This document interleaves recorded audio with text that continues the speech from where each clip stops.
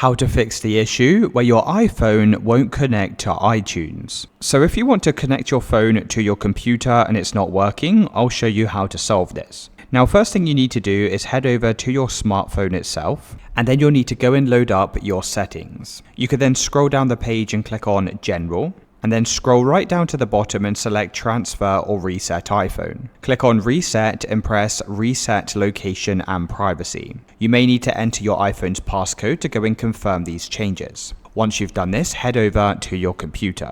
Now from your computer, open up your Start menu and search for the Microsoft Store and click on this. You can then click on the search box at the top of the page and search for Apple devices. You could then click on this app here, which is Apple devices, and you'll need to go and download and install this onto your computer.